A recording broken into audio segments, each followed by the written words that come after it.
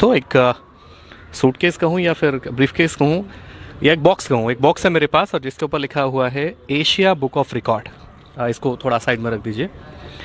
और इसी के पीछे है छोटा पैकेट बड़ा धमाका।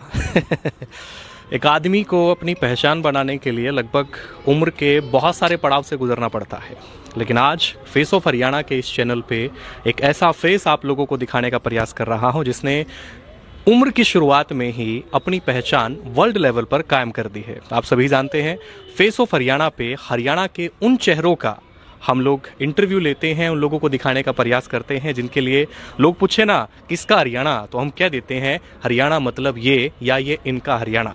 आज के इस इंटरव्यू का हमारा फेस है एक 6 साल की छोटी बच्ची जिसने एक बहुत बड़ा कीर्तिमान हासिल किया है। वो कीर्तिमान किस फील्ड में है, इस बेटी का नाम क्या है, आइए वो सारी की सारी इन्फॉर्मेशन इस इंटरव्यू के माध्यम से आप सभी के साथ रखने का प्रयास कर रहा हूं। सबसे पहले तो मेरे दर्शकों की तरफ से आप दोनों को राम राम। राम राम जी, सभी को मेरा राम राम जी। राम राम बेटा। राम राम बेटा, आपका नाम क्या है? मेरा नाम सियना चोपड़ा। सियना चोपड़ा आपका नाम है, ठीक है। ये कौन है? ये मेरे पापा है। ये आपके पापा हैं, क्या नाम है? प्रदीप चोपड़ा। प्रदीप चोपड़ा। प्रदीप जी नमस्कार। नमस्कार सर। प्रदीप जी, इस बेटी के गले में बहुत सारे मेडल हैं, हालांकि कई सारे बच्चों के कंधे पे बैग का बोझ होता है। हाँ जी सर। आपने तो मेडल का बोझ दे दिया है। हाँ जी सर। ये किस गेम में और कब कब इस बेटी ने अचीव किया? ये टेनिस की गेम में मेरी बेटी ने 5 ईयर से स्टार्ट किया है। 5 ईयर से 6 ईयर्स तक इसने 9 मेडल्स अभी तक के बच्चे ने अचीव कर लिए। अभी इसकी बेटी की उम्र है 6 ईयर्स। 6 ईयर्स है। हाँ जी। और 5 साल की उम्र से इसने शुरू किया। हाँ जी। और 6 ईयर्स तक इसके पास 9 मेडल आ चुके हैं। मतलब 1 साल में लगभग हाँ 9 जी। मेडल आ चुके हैं। हाँ जी। हाँ जी। मेडल, सबसे छोटा मेडल कौन सा है जिसकी मतलब कहें कि कोई डिस्ट्रिक्ट लेवल का या स्टेट लेवल का? इसके सारे ही मेडल जी इंडिया लेवल और एशिया लेवल के हैं, इसमें कोई भी छोटा नहीं है। सो मैंने जो सारे ही इंडिया और एशिया पे और वर्ल्ड में रिकॉर्डेड मेडल हैं इसके। ठीक है, यानी कि जो आप 1 साल में 9 मेडल कह रहे हैं उसमें डिस्ट्रिक्ट स्टेट का कोई नाम ही नहीं है, सीधा नेशनल और इंटरनेशनल लेवल के हैं। सारे ही इंटरनेशनल मेडल हैं ये। बहुत बढ़िया, बहुत अच्छा लग रहा है मुझे इस छोटी बच्ची को अपने चैनल पर दिखा करके कि यही पहचान होती है हमारे हरियाणा की, जो इंटरनेशनल लेवल पे छोटी सी उम्र में अपनी पहचान बना लेते हैं। तो बेटी के जो मेडल आए हैं, जैसे ये मेडल है एशिया बुक ऑफ रिकॉर्ड और भी है इंडिया बुक ऑफ रिकॉर्ड, यानी नेशनल और इंटरनेशनल मेडल जो हमारी बेटी के आए हैं, ये किस गेम में आए हैं? ये टेनिस की गेम में आई है। मैक्सिमम टाइम तक बॉल को अंदर रखने का इसने रिकॉर्ड बनाया है, तो सबसे कम उम्र में किसी बच्चे ने हासिल किया है और किसी सबसे कम उम्र में भी लगा सकते हैं। और ये आज तक किसी बड़े बच्चे के नाम पे भी नहीं अभी तक रिकॉर्ड है, तो ये सबसे कम उम्र में सबसे ज़्यादा। जो प्लेयर्स नेशनल इंटरनेशनल खेल चुके हैं उनमें से तो किसी ने ऐसा किया होगा कभी? नहीं, नेशनल लेवल पे आज तक मैंने किसी का नहीं अब तक रिकॉर्ड देखा मैंने, क्योंकि नेशनल लेवल को मैं काफ़ी ट्रेन कर चुका हूँ और मैंने देखा भी है। तो नेशनल लेवल के प्लेयर भी मुझे लगता है कि 200-300 बॉल मैक्सिमम लेवल पे ही अंदर रख सकते हैं। जो किसी ने रखा भी होगा तो आज तक कोई रिकॉर्ड मेंशन नहीं है। तो बेटी का पहला रिकॉर्ड क्या था? बेटी का पहला रिकॉर्ड 200 बॉल्स को कंटिन्यूसली अंदर रखने का था। और लेटेस्ट रिकॉर्ड? लेटेस्ट और 607 बॉल्स को कंटिन्यूसली अंदर रखने का, जो 20 मिनट लगातार खेल के इसने रिकॉर्ड बनाया है। और इसकी बाकायदा आपने वीडियो भी बनाई थी? हाँ, पूरी वीडियो मैंने इसके फेसबुक, इंस्टाग्राम और यूट्यूब चैनल सभी पे अपलोड की हुई है। भी जो उसमें काफ़ी व्यू भी हैं, काफ़ी लोग पसंद भी कर रहे हैं उसको और बेटी को सपोर्ट भी कर रहे हैं सभी। तो प्रदीप जी, ये बेटी का जो गेम आपने चूज़ किया है, ये बाय चॉइस है या बाय चांस है? ये जी पहले तो ये बाय चांस ही मैं इसको लगा के चलूँगा, क्योंकि मेरी खुद की चॉइस तो बॉक्सिंग और कबड्डी थी, या फिर उसके बाद मैं कुश्ती पसंद करना चाहता था। लेकिन मैंने काफ़ी रिसर्च किया, मेरे को कोई कोच नहीं मिला, तो उसके बाद फिर मैं टेनिस मैंने पसंद किया, क्योंकि टेनिस एक इंडिविजुअल गेम थी। तो मेरे सभी गांव वाले मुझे बोलते थे कि आप फिजिकली थोड़े ज़्यादा फास्ट हो, आप इंडिविजुअल गेम में ही रहना।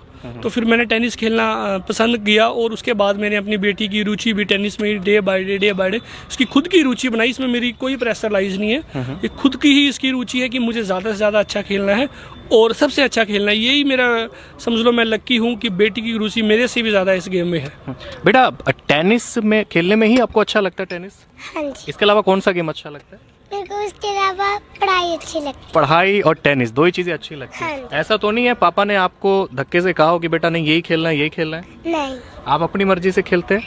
हाँ। अपनी इच्छा से खेलते हैं? हाँ। बहुत बढ़िया बेटा। तो बहुत अच्छा आपने बताया बेटी के बारे में कि इसके ऊपर किसी भी तरह का कोई प्रेशर नहीं है, जैसा कहते हैं ना कि जैसा पापा करते हैं, जैसा मम्मी करते हैं, बेटा उस चीज़ को ऑटोमेटिकली करने लग जाता है।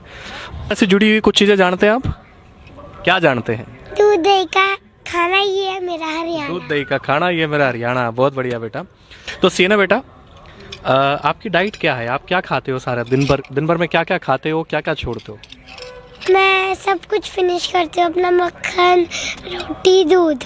घी दूध और चाउमीन, बर्गर, इस तरह की चीज़ें? नहीं। Golgappe, no. Ice cream, no. Burger, no. कुछ भी नहीं? क्यों? पापा नहीं खाने देते। आपका खाने का मन करता है? नो। अच्छा, नहीं, पापा साथ में बैठे इसलिए आप बोल रहे हैं। नो। अच्छा, क्यों नहीं खाने चाहिए बेटा? क्योंकि ये ना गंदी चीज होती है, अगर हम खाएंगे तो हमारा गला भी खराब हो सकता है, हमारा पेट भी दुख सकता है। तो आपको ये चीज़ छोटी सी उम्र में समझ में आ गई है? हाँ बहुत जी। बढ़िया। और अगर आप ये खाएंगे आपका गला भी खराब हो सकता है, आपका पेट भी खराब हो सकता है, अच्छे से प्रैक्टिस भी नहीं कर पाएंगे और अच्छे से कंपटीशन भी नहीं लड़ पाएंगे और अच्छे से मेडल भी नहीं ला पाएंगे। ये चीज़ें पता है ना आपको? हाँ जी। बहुत बढ़िया। इसलिए आप पापा का कहना मानते हैं और उस तरह की चीज़ें नहीं खाते जो नहीं खानी चाहिए। बहुत बढ़िया बेटा।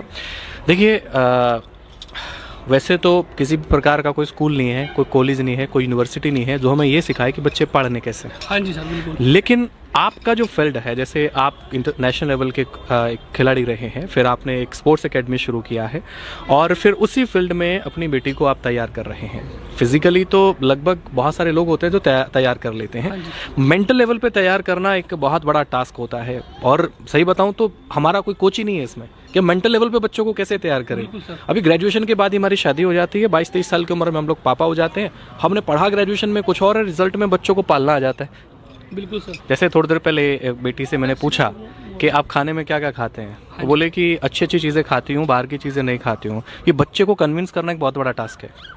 मोबाइल से बच्चे को दूर रखना बहुत बड़ा टास्क है। बच्चे को जल्दी उठने के लिए प्रेरित करना और उसको ग्राउंड पे जाकर के मेहनत करना, ये बहुत बड़ा टास्क है। ये कैसे किया? देखो जी, मुझे भी कई बार मैं इमोशनल भी हो जाता हूँ, तो मुझे भी लगता है कई बार कि शायद मेरा बच्चा सोए, आराम से सोए, बट मुझे पता है जो आज बच्चा सोएगा फिर ज़िंदगी भर सोता ही रहेगा।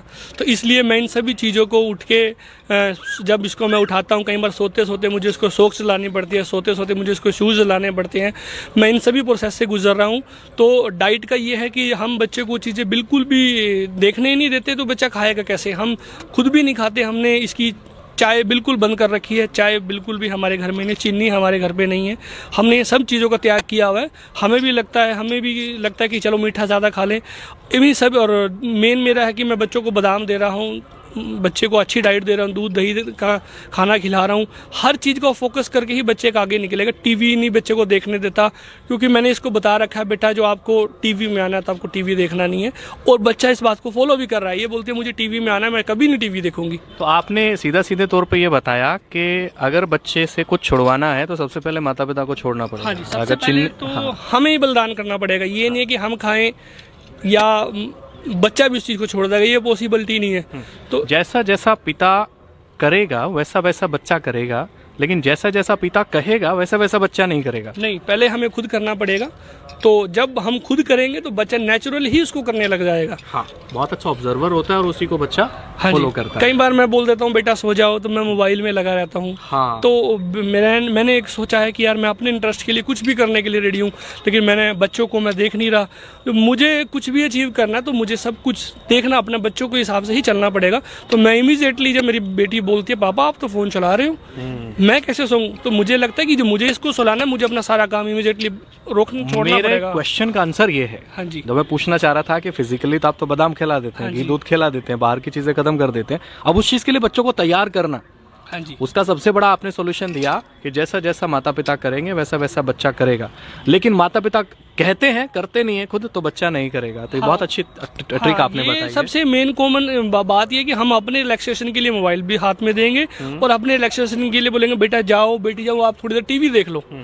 अब हम तो मस्त हैं, बेटी या मोबाइल में या बच्चा हमारा कहाँ तक जा रहा है हमें नहीं पता, क्योंकि मोबाइल एक ऐसी चीज़ है जब बच्चे को चलानी आ जाती है, वो सब कुछ आजकल जनरेशन बहुत फास्ट हो चुकी है, वो कहीं से भी कहीं मोबाइल को कुछ भी यूज छुड़वाएं कैसे?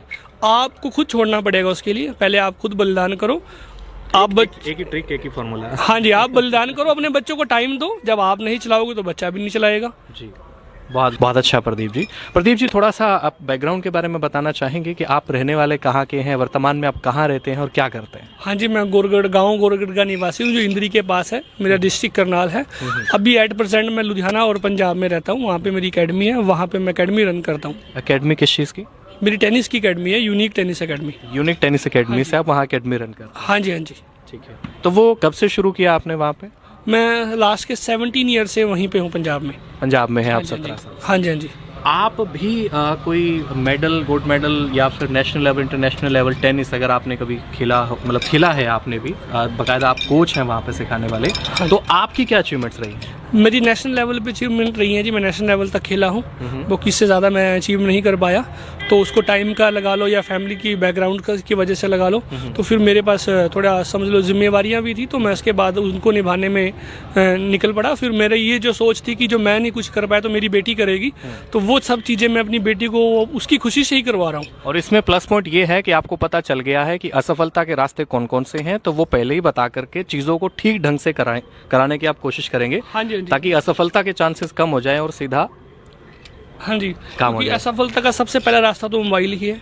जो हम मोबाइल छोड़ेंगे तो हमारे में बहुत हमें टाइम मिलेगा। नहीं, वो चीज़ें मैं बिल्कुल आपसे लास्ट में पूछूंगा, पहले मैं थोड़ी सी और इम्पोर्टेंट चीज़ें पूछ लेता हूँ।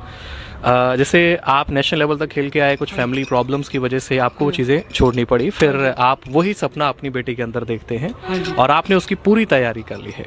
हाँ जी, मैंने उसके लिए मैं हर एक तरीके से रेडी हूँ, चाहे मुझे लाइफ में कुछ भी पे करना पड़े, जहाँ किसी लेवल तक भी जाना पड़े, मैं इस सपने को अचीव करने की पूरी 100% कोशिश करूँगा। मैक्सिमम लेवल क्या होता है इस गेम के अंदर किसी एक प्लेयर का?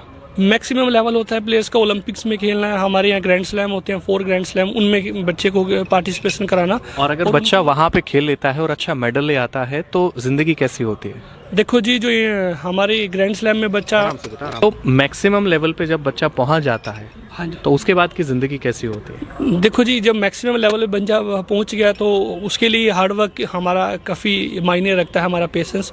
जो वहाँ तक बच्चा पहुंच भी जाता है तो ये समझ लो इजी हो जाता है मेरे लिए, मेरी फैमिली के लिए भी। नहीं, मेरे पूछने का मतलब क्या है, देखिए हम ज़िंदगी में कोई भी प्रोफेशन चूज़ करते हाँ हैं जी। तो वो कहीं ना कहीं, जैसे हम कई बार बोल देते हैं कि गवर्नमेंट जॉब एक सफलता की निशानी है। हाँ जी।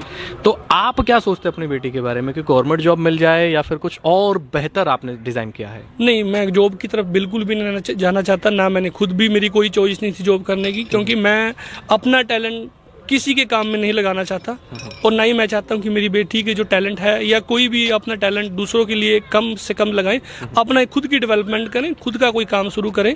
तो मेरी कोशिश यही है कि मेरी बेटी एक इंटरनेशनल प्लेयर पे जाने के बाद खुद ही बच्चों को ट्रेंड करें और अच्छे लेवल पे ट्रेंड करें। मेरी यही कोशिश रहेगी। किसी के लिए जॉब करना हमारी कोई भी ऐसी सोच नहीं है, ना ही मेरी बेटी की होगी ये सोच। बहुत बढ़िया, बढ़िया, बहुत अच्छी इन्फॉर्मेशन आपने दी। Let's conclude the video.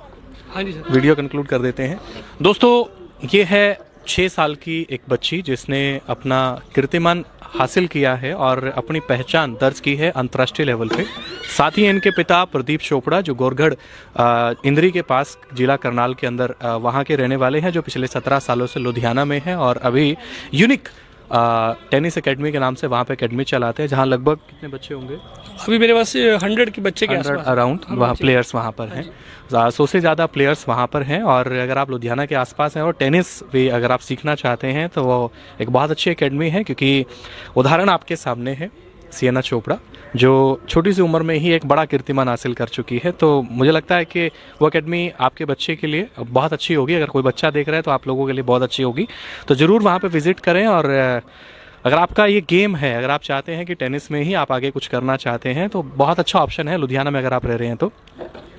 इसके अलावा मैं प्रार्थना करता हूँ, परमात्मा से प्रेयर करता हूँ कि जो इनके पिता बलिदान कर रहे हैं बहुत सारी चीज़ों का, उस ऐशो राम का, उन इच्छाओं का, ताकि उनकी बच्ची उनका नाम भी रोशन करे और आप खुद भी विश्व में एक सितारा बन कर के चमके। तो ईश्वर से प्रार्थना यही है, परमात्मा से प्रार्थना यही है कि इनके पिता की इच्छा और बेटी का लक्ष्य दोनों बहुत जल्द पूरे हों।